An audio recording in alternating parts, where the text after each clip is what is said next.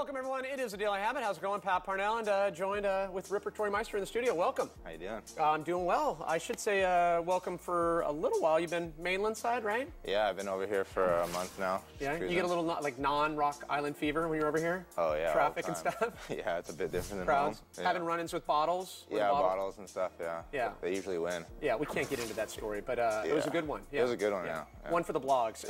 Let's jump right into it. 29.5 seconds of satisfaction. Maybe some waves, not from Southern California, from the Big Island. Here it is. Yeah.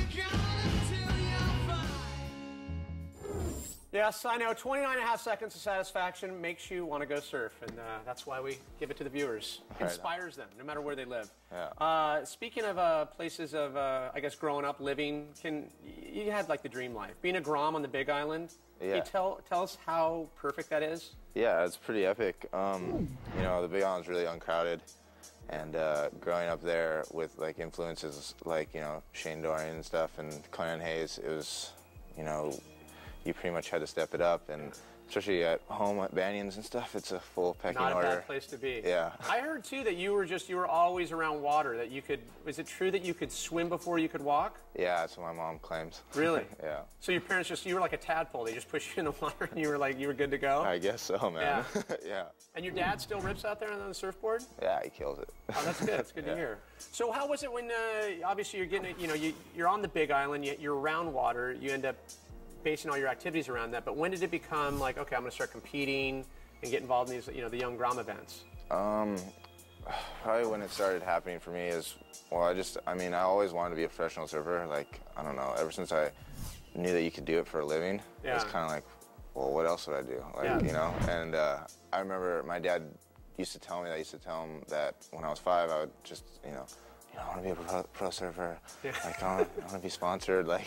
And when he was supportive? Yeah, all the time. Cool. Yeah, and he used to take me down to Lee Beach. Yeah, and that's where I go. That's where I learned how to surf right there. I can tell, fond memories. Yeah. And fast forward to U.S. Open this year, 9th place finish. Congrats there. Thanks. Yeah. How gnarly is that event? Everyone talks about it's like this juggernaut of like contest surfing. Were you a little overwhelmed with how many people come out for that? Oh yeah, it's unbelievable. There's more people. There's more people on the beach than the population of the Big Island. But kind of cool when you make the finals too. Talk about the little, the juice that you feel when you got the singlet on. Oh yeah, it's sick. Running down, like trying not to look at all the girls, but they're hopefully looking at you. So where does it sit in terms of things that you love the most? I know you're aggressive when it comes to competition, but you have to love the video trips as well, right? Yeah. Well, right now I feel like video trips and photo trips are way more important. As like, I'm only 20, so I figure that I'm not going to go on the QS right away because it's a grind and I don't want to get lost. And so yeah, I think right now the best thing for me is just do videos and photos for the next couple years. And you years. had a trip, I'm going back to last March. I know you've been there a couple times, but tell me about your last trip to El Salvador. Yeah, it was fun. It was me and Shane. It was one of those Surf with the Pro things that Bill Wong does. Really? Yeah. Ah, that's so cool. Yeah, it was rad. Like, it's always cool traveling with Shane, but the people. This is something that was on Surfline, right? Yeah, it was on Surfline. Yeah. But it's always cool traveling with Shane. He's a legend, and the people that were at the camp were really nice too. So it was were they really a little cool. in awe having have Shane there as well? Yeah, for sure. Yeah. I've heard mixed stories. El Salvador, like they say, oh, there's areas you go into and it's super heavy. guys with semi-automatics. Have you ever had any problems down there? I've never had any problems down there. Yeah. We usually stay at Las Flores, and it's a really, really nice place. It's like a 4-star, hotel, like epic, AC. It's epic food. See, but there's guys with like machine guns everywhere. Yeah. Well, still, I want to point out you're 20 years old and you're living large, and we haven't even got into the pursuit. We'll get all the info on the pursuit when we come back with Torrey Meister. You're watching the Daily Habit here on Fuel TV.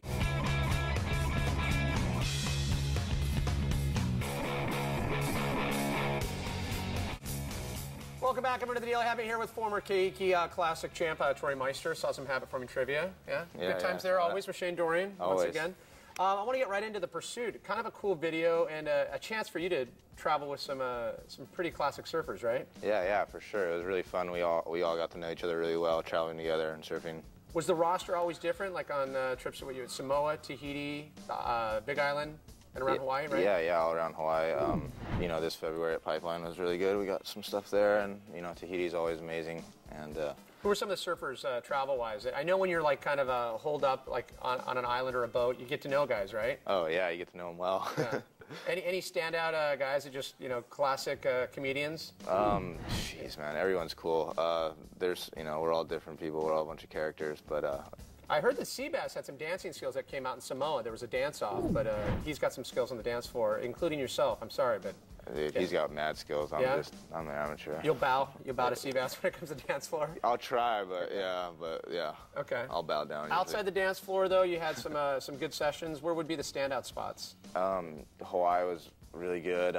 Tahiti was really good. Samoa was epic. Yeah, we had a good time. Yeah. Just when you travel with a group of guys like that, it's always fun. Like no matter if the waves are good or not. You're living the dream. I want to get into a quick little shout out. Carol Boards. You've been with these guys since age 9? 9, yeah.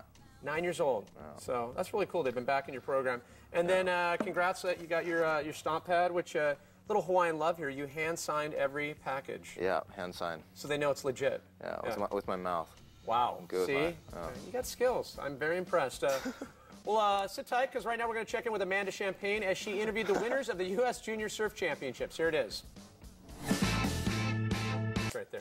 Best pad. Yeah, except your pad. Yeah. Thanks a lot, Mr. Gray. Very creative. Let me just get that back to you with your outdoor studio.